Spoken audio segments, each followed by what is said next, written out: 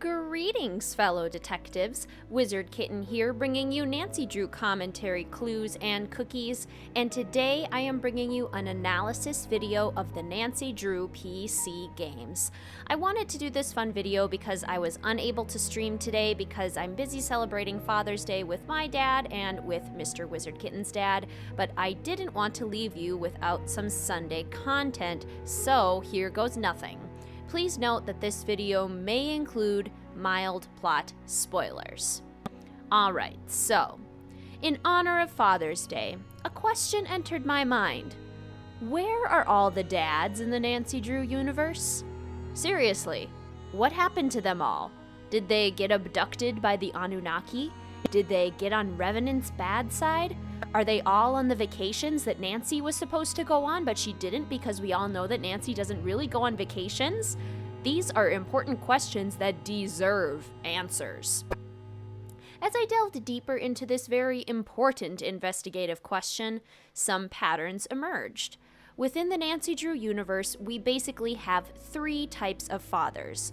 Those who are referenced vaguely by other in-game or phone characters, those who are referenced specifically by other in-game or phone characters, and actual confirmed dads that we interact with in the games. Just for funsies, take a guess now how many actual confirmed dads there are in this universe and see how close you are later on. Let's start with the first category, which I have aptly named Vague Possible Dads. These dads are only referenced in passing or assumed to exist. There are multiple times in the games where characters mention their parents, but we can't be certain that those hypothetical parents include one mother and one father.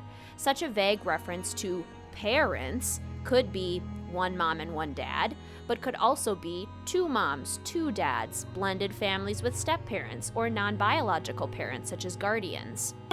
I am going to immediately exclude characters who we assume have parents because, they exist as humans, so they had to come from somewhere, but who do not explicitly mention being raised by these invisible parents.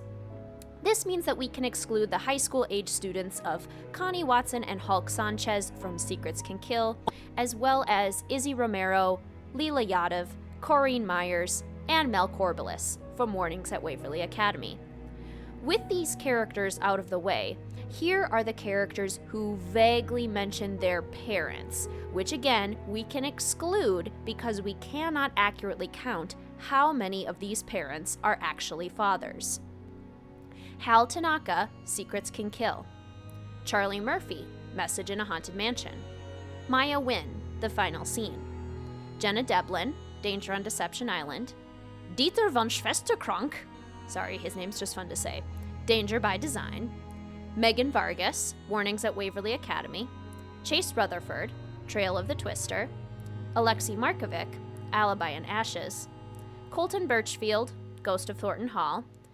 Elizabeth Grimmersdottir, Sea of Darkness. And May and Tegan Perry from the game that shall not be named. Just kidding. Midnight in Salem. In the words of Lulu the Parrot, ale bye-bye to these characters in our official data count. We know they have parents, but they can't be included in our hard data. Next, we have the characters who specifically mention a father or father figure, so we know that they actually exist. But beyond that, we know literally nothing about them. This includes Daryl Gray, Secrets Can Kill. Emily Crandall, Secret of the Old Clock. Laurie Gerard, Last Train to Blue Moon Canyon. Quigley Kim, Creature of Kapu Cave. Chantal Moikwe, White Wolf of Icicle Creek. Kit Foley, The Haunting of Castle Malloy. Rachel Hubbard, Warnings at Waverly Academy. Renata Stoller, The Captive Curse. Deirdre Shannon, Alibi in Ashes. Brenda Carlton, Alibi in Ashes. Clara Thornton, Ghost of Thornton Hall. And Savannah Woodham, Ghost of Thornton Hall. This brings our total of hypothetical fathers in the Nancy Drew universe to 12.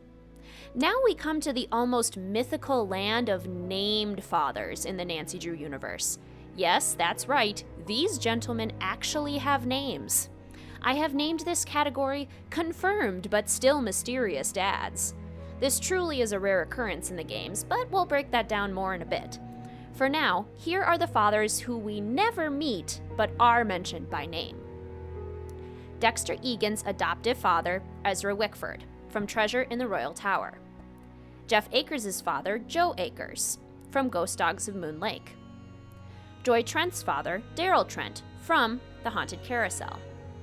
Henry Bollet's adoptive father, Bruno Bollet, from The Legend of the Crystal Skull. Kyler Malloy's father, John Mallory, from Haunting of Castle Malloy. Matt Simmons' father, David Simmons, from Haunting of Castle Malloy. Fiona Malloy's father, Brendan Malloy, from Haunting of Castle Malloy. Lucas Mittelmeyer's father, Franz Mittelmeyer, from The Captive Curse. Jessalyn Thornton's father, Austin Neely, from Ghost of Thornton Hall. And Wade Thornton's father, Luther Atchinson, from Ghost of Thornton Hall.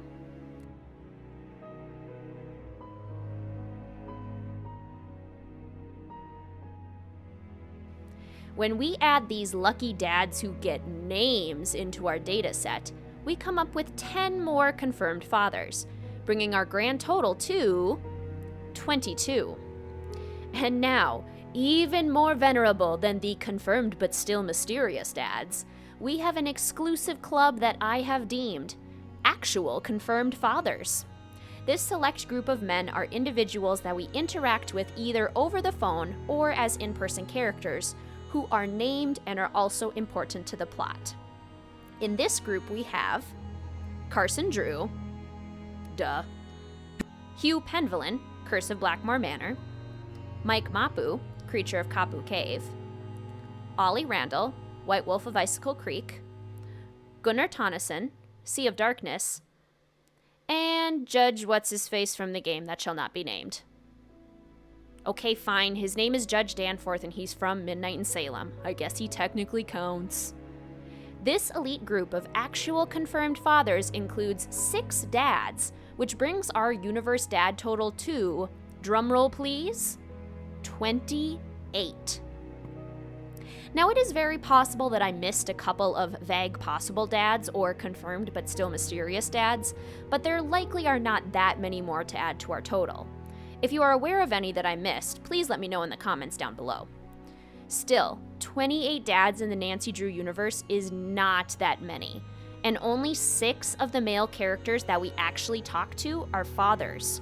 For reference, I counted, and there are approximately 92 male characters that we talk to over phone or in person across all 33 games, which means that only 7% of the male characters are fathers, compared with a U.S. Census Bureau report published in June 2019 that revealed that 61.6% of men over the age of 15 are fathers.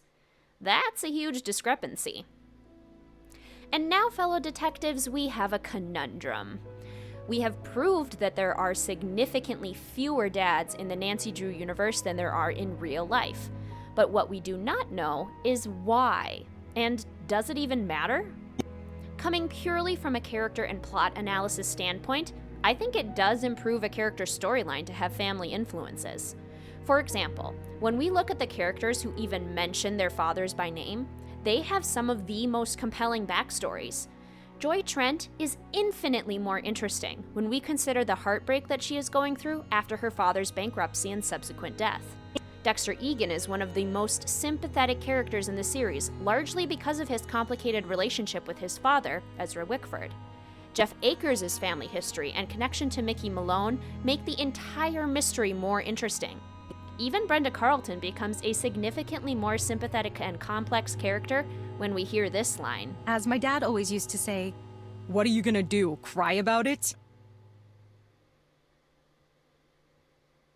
And when we have actual father figures in the games, this amplifies the effect even more. Part of what makes Sea of Darkness such a compelling mystery is Gunnar's extremely sad tale of fatherhood and the depth of his despair and mourning connected to that history. Our discussions with Carson Drew are easily the most compelling parts of The Silent Spy. Our discussions with Hugh Penvillin reveal important motives and ultimately teach us a lot about the complicated family history of the Penvillins that is central to the story. I do believe that this effect is important when we consider mothers as well. So let me know if you're curious to see an analysis about motherhood in the Nancy Drew series. So, if having parental figures in the Nancy Drew universe can seriously impact plots and character development in ultimately positive ways, then why are there so few dads in Nancy's world? The easy answer is, it would take more work and more time to give more characters a family history. It's much easier to just imply that characters have parents than it is to actually make said parents a canonical reality. Also, there are several times where it would probably feel shoehorned into a script. There are times where we don't need to learn a character's backstory, even if it might make them more interesting. In the end, the answer to our question probably is not, there are hardly any dads in Nancy's world because the Anunnaki abducted them all. We can't definitively rule it out, but it's unlikely. In reality, it's much more likely that the writers of the games either didn't care to write dads in, or didn't think that it was important to write dads in. The vast majority of male characters in the games don't even have partners, let alone children. But we, fellow detectives, I feel like we generally appreciate full characters with histories, families, and lives. Personally, I will pretty much always advocate for more representation in media, and this is no exception. So, Nancy Drew dads, this one's for you. We appreciate you and your complexity. Thank you so much for watching, fellow detectives. I hope you enjoyed this video. It was genuinely super interesting to research and a lot of fun to put together. Please let me know your thoughts in the comments down below and give this video a little thumbs up if you enjoyed it and want to see more like it. You can also subscribe and hit that notification bell for more Nancy Drew and Sims content. Thanks for watching, fellow detectives. I will see you soon.